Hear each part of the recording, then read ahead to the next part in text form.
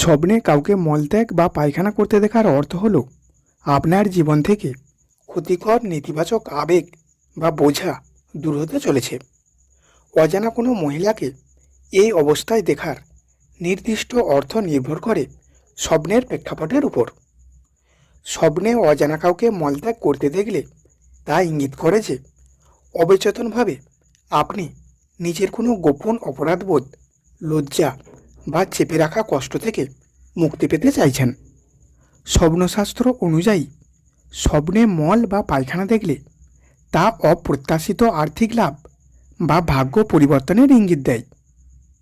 আপনি যদি স্বপ্নে বিব্রত হন, তবে তা আপনার ব্যক্তিগত গোপনীয়তা বা কারোর দ্বারা সীমানা লঙ্ঘনের অনুভূতিকে প্রতিফলিত করে। স্বপ্নের ব্যাখ্যা ব্যক্তিভেদে ভিন্ন হতে পারে। মনস্তাত্ত্বিক দিক থেকে এটি আপনার দৈনন্দিন মানসিক চাপ ও মুক্তির আকাঙ্ক্ষারই প্রতিফলন।